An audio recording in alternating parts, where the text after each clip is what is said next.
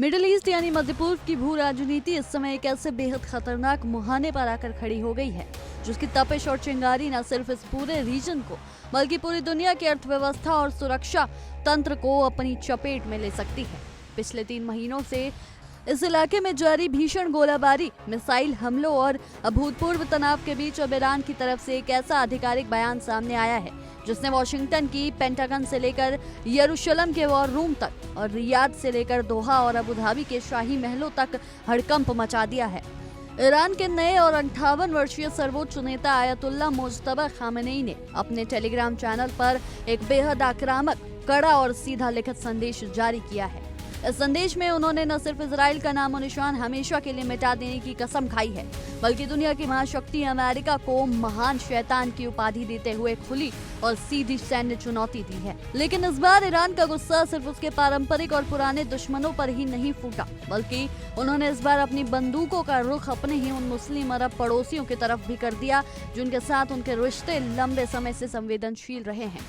Iran ने Saudi अरब, संयुक्त अरब अमीरात और कतर को साफ शब्दों में लहजे की शालीनता छोड़कर सीधे तौर पर धमकाया है। आज के इस विशेष और बेहद विस्तृत रिपोर्ट में हम ईरान के इस नए सुप्रीम लीडर के हाई वोल्टेज बयान, इसके पीछे की रणनीतिक टाइमिंग और पूरे खाड़ी देशों पर मंडराते इस तीसरे विश्व युद्ध जैसे बड़े खतरे का बहुत ही बारीक और व्यापक विश्लेषण करेंगे। ये पूरा घटनाक्रम अंतर्राष्ट्रीय कूटनीति के पन्नों में एक ऐसे बेहद नाजुक और विरोधाभासी समय पर दर्ज हो रहा है जब एक तरफ पर्दे के पीछे तेहरान और वॉशिंगटन के शीर्ष अधिकारी पिछले 3 महीने से जारी इस विनाशकारी और भीषण युद्ध को किसी भी तरह थामने के लिए एक संभावित सीज फायर फ्रेमवर्क यानी युद्ध विराम की रूपरेखा पर बातचीत कर रहे हैं। दुनिया को लग रहा था कि शायद कूटनीति के जरिए इस संकट का कोई शांतिपूर्ण समाधान निकाल लिया जाएगा क्योंकि इस युद्ध के दौरान ईरान और इसके समर्थित क्षेत्रीय गुटों ने मध्य पूर्व में फैले कई अमेरिकी सैन्य ठिकानों पर एक के बाद एक कई घातक और आत्मघाती ड्रोन हमले किए थे। लेकिन शांति और बातचीत की इन खबरों के बिल्कुल उलट जमीन पर चल रही हकीकत कुछ और ही खौफनाक दास्तान बयां कर रही है। आयतुल्लाह मुज्तबा खामेनेई का ये तीखा और बेहद उग्र बयान अमेरिकी नौसेना और वायुसेना की उस बड़ी सैन्य कार्रवाई के ठीक कुछ घंटे बाद आया जिसमें अमेरिकी सेना ने दक्षिणी ईरान के तटीय इलाकों में मौजूद कई गुप्त मिसाइल ठिकानों और समुद्र में बारूदी सुरंगें बिछाने की कोशिश कर रही ईरानी पासदाराने इंकलाब यानी IRGC की गतिमान नावों पर आसमान से भारी बमबारी की थी। इस अमेरिकी हमले से पूरी तरह बौखलाए और गुस्से से भरे ईरान के सुप्रीम लीडर ने तुरंत अपने कोर कमांडरों के साथ बैठक की और सीधे अपने टेलीग्राम चैनल का रुख करते हुए वहां से एक ऐसा लिखित फरमान जारी कर दिया जिसने अंतर्राष्ट्रीय मध्यस्थों की शांति की बची कुची उम्मीदों और सीज फायर की कोशिशों को एक ही झटके में बहुत बड़ा नुकसान पहुंचाया है। ईरान के सत्ता के गलियारों से आ रही इन सनसनीखेज खबरों के बीच एक और ऐसा रहस्यमयी पहलू है जो पूरी दुनिया की खुफिया एजेंसियों के लिए इस समय सबसे बड़ा कौतूहल और जांच का विषय बन गया है और वो है खुद नए supreme leader Ayatollah Ali Khamenei का रहस्यमयी स्वास्थ्य। दरअसल 58 साल के ये नए सर्वोच्च नेता पिछले 8 मार्च के बाद से एक बार भी सार्वजनिक तौर पर न तो मीडिया के सामने आए हैं और न ही उन्होंने कोई लाइव भाषण दिया है। उनके जितने भी आदेश, फतवे या रणनीतिक बयान आ रहे हैं वो सब के सब लिखित तौर पर या डिजिटल दस्तावेजों के माध्यम से ही जारी किए जा रहे हैं। इस बात ने अंतर्राष्ट्रीय मीडिया, थिंक टैंकों और पश्चिमी देशों की खुफिया एजेंसियों जैसे CIA और मोसाद के भीतर कई गंभीर अटकलों और दावों को जन्म दे दिया है। कई विश्वसनीय डिफेंस और खुफिया रिपोर्ट्स में यह दावा किया जा रहा है कि एक हालिया खुफिया सैन्य ऑपरेशन या दुर्घटना के दौरान उनके एक पैर में बेहद गंभीर और जानलेवा चोट आई है जिसके कारण वो चलने फिरने में असमर्थ हैं और इस समय वो पूरी तरह से किसी गुप्त अंडरग्राउंड बंकर या बेहद सुरक्षित स्थान पर छिपे हुए हैं। हालांकि ईरान की सरकारी मशीनरी इन दावों को खारिज करती है और उनका कहना है कि सुप्रीम लीडर पूरी तरह सक्रिय हैं और वो वीडियो कॉन्फ्रेंसिंग के जरिए ईरानी सेना के बड़े अधिकारियों, सुरक्षा परिषद के सदस्यों और प्रांतीय गवर्नरों के साथ लगातार मैराथन बैठकें कर रहे हैं। इस बात से ये तो पूरी तरह साफ हो जाता है कि भले ही उनका शरीर दुनिया के सामने प्रत्यक्ष रूप से ना दिख रहा हो लेकिन ईरान की पूरी युद्ध मशीनरी, उसकी मिसाइल कमान और विदेश नीति का रिमोट कंट्रोल आज भी उन्हीं के हाथों में मजबूती से थमा हुआ है। अपने इस ताजा, सबसे आक्रामक और लंबे लिखित बयान में खामेनेई ने इजराइल को अमेरिका का एक पालतू और प्रशिक्षित जानवर कहा है जबकि अमेरिका को महान शैतान बताते हुए उन्होंने ईरान के सशस्त्र बलों और मुजाहिदीन की जमकर पीठ थपथपाई है। उन्होंने बड़े ही गर्व और धार्मिक लहजे में लिखा कि ईरान की बहादुर मुजाहिदीन फौज और अपनी जान हथेली पर लेकर चलने वाली रेवोल्यूशनरी गार्ड्स ने सिर्फ और सिर्फ ईश्वर पर अपना पूरा भरोसा रखते हुए जमीन, हवा और समंदर के रास्ते अपनी स्वदेशी मिसाइलों और विनाशकारी आत्मघाती ड्रोन के जरिए दुश्मनों के अहम ठिकानों पर बारूद की भारी बारिश की है। उन्होंने अपने बयान में ये बड़ा दावा भी किया कि ईरानी जाबाजों ने अपनी आंखों से ईश्वर के उस सच्चे वादे को पूरा होते हुए देखा है जो उन्होंने अपने रास्ते पर संघर्ष करने वाले और जुल्म के खिलाफ लड़ने वाले योद्धाओं से अंतिम जीत के रूप में लिया था। ईरान का यह अभूतपूर्व और आक्रामक आत्मविश्वास ये साफ साफ जाहिर करता है कि वो अमेरिका की वैश्विक धौंस और इजराइल की आधुनिक सैन्य तकनीक के सामने किसी भी कीमत पर घुटने टेकने या आत्मसमर्पण करने को बिल्कुल भी तैयार नहीं है, बल्कि वो ईंट का जवाब पत्थर से देने की पूरी तैयारी कर चुके हैं। इसी आक्रामक बयान के सिलसिले को आगे बढ़ाते हुए खामेनेई ने इजराइल के वजूद और उसके भविष्य को लेकर एक बहुत ही भयावह और डराने वाली भविष्यवाणी भी दुनिया के सामने रख दी है। उन्होंने पूरे विश्वास के साथ दावा किया कि इजराइल का ये यहूदी शासन अब अपने विनाश के अंतिम और निर्णायक चरण के बेहद करीब पहुंच चुका है और उन्होंने इस पूरे देश को मध्य पूर्व की छाती पर उगा हुआ कैंसर का एक ट्यूमर करार दिया।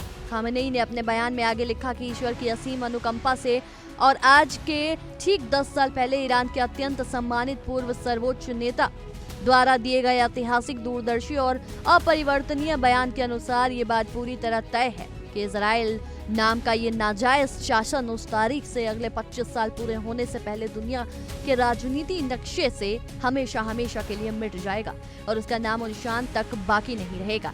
इजराइल के संपूर्ण विनाश का ये दावा वैसे तो दशकों से ईरान की सरकारी नीति और उनके धार्मिक नैरेटिव का एक बुनियादी हिस्सा रहा है, लेकिन आज के इस भीषण युद्ध के माहौल में जब मिसाइलें दोनों तरफ से बरस रही हैं, इस बात को इतने कड़े शब्दों में दोहराना ये दिखाता है कि ईरान इस बार आर पार की लड़ाई के मूड में है और वो अपने इस विजन को पूरा करने के लिए किसी भी हद तक जाने को आमादा है। लेकिन अगर हम इस पूरे बयान की सबसे बारीक और सबसे ज्यादा चौंकाने वाली बात को समझने की कोशिश करें तो अंतर्राष्ट्रीय कूटनीति के जानकारों को सबसे ज्यादा परेशान कर रही है वो है ईरान द्वारा अपने ही साथी मुस्लिम और खाड़ी के पड़ोसी मुल्कों को दी गई बेहद सीधी, नग्न और खतरनाक सैन्य धमकी। आयतुल्लाह मुस्तफा खामेनेई ने इस बार किसी कूटनीतिक भाषा या इशारों का इस्तेमाल नहीं किया, बल्कि उन्होंने सीधे तौर पर सऊदी अरब, संयुक्त अरब अमीरात और कतर जैसे संप्रभु देशों का नाम अपने बयान में शामिल किया और उन्हें एक बेहद सख्त संदेश भेजा। उन्होंने बहुत ही कड़े लहजे में चेतावनी देते हुए कहा कि खाड़ी की ये ताकतें अब इस मुगालते में रहना छोड़ दें कि वो अपने आर्थिक फायदे के लिए अपनी धरती पर अमेरिकी सेना के अड्डों को पनाह देंगी और फिर उन ठिकानों को ईरान के खिलाफ एक ढाल की तरह इस्तेमाल होने देंगी। उन्होंने साफ साफ लफ्जों में कहा कि अगर इन पड़ोसी देशों में से किसी ने भी अपनी संप्रभु धरती, अपने किसी भी एयरबेस, मिलिट्री कैंप या नेवल पोर्ट का इस्तेमाल अमेरिकी सेना को ईरान के खिलाफ किसी भी तरह के हवाई हमले, मिसाइल दागने, बारूदी सुरंगें बिछाने या जासूसी मिशन को अंजाम देने के लिए करने दिया तो ईरान बिना एक पल गंवाए उन पड़ोसी अरब देशों को भी सीधे तौर पर अपना सक्रिय दुश्मन मानेगा, उन पर युद्ध थोपेगा और उनके शहरों और तेल के कुओं को अपनी मिसाइलों का निशाना बनाने में कोई कसर नहीं छोड़ेगा। ईरान की ये खुली और सीधी सैन्य धमकी इन खाड़ी देशों के लिए इस समय बहुत बड़ी, जटिल और ऐतिहासिक धर्म संकट की स्थिति पैदा कर देती है। अगर हम इस पूरे इलाके के सैन्य भूगोल पर नजर डालें तो हम जानते हैं कि कतर के भीतर अमेरिका का पूरे मध्य पूर्व का सबसे बड़ा और सबसे आधुनिक अल उदेद एयरबेस मौजूद है, जहां से अमेरिकी वायुसेना पूरे रीजन को कंट्रोल करती है। इसके साथ ही संयुक्त अरब अमीरात के अल दफरा एयरबेस और सऊदी अरब के किंग अब्दुल अजीज एयरबेस समेत कई रणनीतिक ठिकानों पर अमेरिकी पेट्रियट मिसाइल सिस्टम और हजारों अमेरिकी सैनिकों की भारी मौजूदगी है, जो इन खाड़ी देशों की आंतरिक सुरक्षा, उनके व्यापारिक मार्गों की रक्षा और पूरे मध्य पूर्व में शक्ति संतुलन को बनाए रखने के लिए पिछले कई दशकों से बेहद जरूरी और रीढ़ की हड्डी मानी जाती रही है। अब इस पूरे घटनाक्रम का विश्लेषण के बाद यहाँ दुनिया के सामने बड़ा सवाल, बड़ा यक्ष अंतिम सवाल ये उठता है कि क्या ईरान के नए सुप्रीम लीडर का ये भयानक बयान सिर्फ एक सोची समझी साइकोलॉजिकल वॉरफेयर यानी मनोवैज्ञानिक युद्ध का हिस्सा है ताकि अमेरिका और उसके साथी डरे रहें, या फिर आने वाले दिनों में खाड़ी के इस शांत और अमीर देशों की धरती पर इतिहास का सबसे विनाशकारी और भयानक क्षेत्रीय युद्ध शुरू होने वाला है। इस बात की गंभीरता को समझिए कि अगर सऊदी अरब, यूएई या कतर में मौजूद किसी भी अमेरिकी ठिकाने से ईरान पर कोई कार्रवाई होती है तो ईरान अपने वादे के मुताबिक उन देशों पर पलटवार करता है तो पूरे खाड़ी क्षेत्र से होने वाली दुनिया की 40% से ज्यादा तेल और गैस की सप्लाई चेन एक ही दिन में पूरी तरह से ठप और तबाह हो जाएगी। इसके कारण वैश्विक अर्थव्यवस्था में एक ऐसा भयानक और ऐतिहासिक मंदी का संकट आएगा जिसकी कल्पना भी आज का आधुनिक मानव नहीं कर सकता। एक तरफ चल रही कूटनीतिक बातचीत और दूसरी तरफ इस तरह के बेहद आक्रामक और विनाशकारी बयानों से ये बात तो पूरी तरह साफ हो चुकी है कि मध्य पूर्व में शांति का रास्ता अभी बहुत ज्यादा धुंधला, दूर और बेहद संकरा है। बहरहाल इसी मुद्दे पर देखिए हमारी सहयोगी की ये खास रिपोर्ट। अमेरिकी रिपोर्ट के हवाले से खबर यह है कि ईरान 60 दिनों में यूरेनियम सरेंडर करे।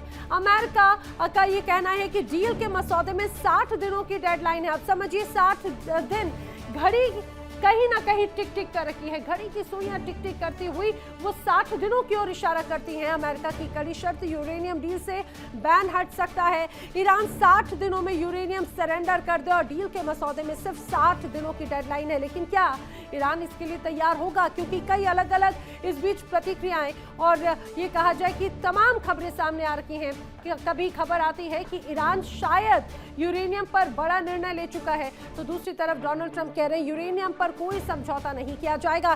चलिए बढ़ते हैं आगे, बात कर लेते हैं अगली खबर की। और इस समय की अगली बड़ी खबर क्या है? बड़ी वर्ल्ड ब्रेकिंग। तो इस समय की बड़ी खबर, अमेरिकी राष्ट्रपति डोनाल्ड ट्रंप ने ट्रुथ सोशल पर पोस्ट किया। डोनाल्ड ट्रंप ने ट्रुथ सोशल पर पोस्ट में लिखा है कि जब तक समझौता नहीं तब तक नाकेबंदी जारी, ईरान परमाणु हथियार नहीं रख सकता। ये डोनाल्ड ट्रंप का कहना है। जल्दबाजी में समझौता नहीं होगा।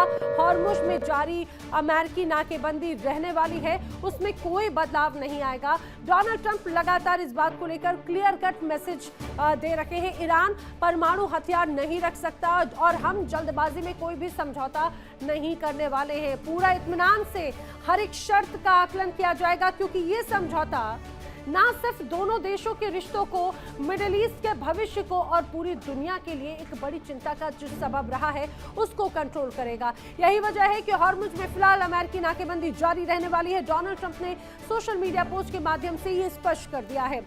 पश्चिमी मीडिया के अनुसार अमेरिका और ईरान के बीच में जो शांति समझौता है उसका मसौदा तैयार हो चुका है और जल्द ही इस पर दस्तखत भी किए जा सकते हैं। आइए आपको बताते हैं कि इस समझौते की मुख्य शर्तें आखिर हैं कौन कौन सी जिस पर बातचीत जारी है।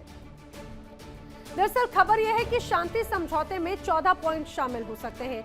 ईरान और लेबनान समेत सभी मोर्चों पर युद्ध खत्म होने की बात हो सकती है। यूएस और ईरान के बीच में युद्ध जैसी स्थिति भी खत्म होगी। कोशिश की जा रही है कि स्थिति को खत्म किया जाए। हॉर्मुज स्ट्रेट को धीरे धीरे खोला जाएगा। वहीं दूसरी तरफ ईरानी बंदरगाहों पर भी यूएस की नाकेबंदी खत्म हो सकती है। ये जो प्रस्ताव है 14 बिंदुओं का, इसमें विदेशी बैंकों में जो ईरानी संपत्तियां फंसी हुई हैं उन संपत्तियों को अनफ्रीज किया जा सकता है। समझौते के बाद में कम से कम 30 दिनों तक बातचीत चलेगी। ईरान के परमाणु कार्यक्रमों पर भी चर्चा हो सकती है, ये भी एक तरह से दावा किया जा रहा है। आज की इस विशेष रिपोर्ट में इतना ही। आपकी इस विषय में क्या कुछ राय है हमें कमेंट्स में जरूर साझा करें। तब तक के लिए देखते रहिए इंडिया डेली। देखिए इंडिया डेली 24/7 अब आपके स्मार्ट टीवी पर। इंडिया डेली मौजूद है सभी डिजिटल प्लेटफॉर्म पर लाइव और लगातार। इंडिया डेली 24/7 हर दिन राष्ट्र को समर्पित।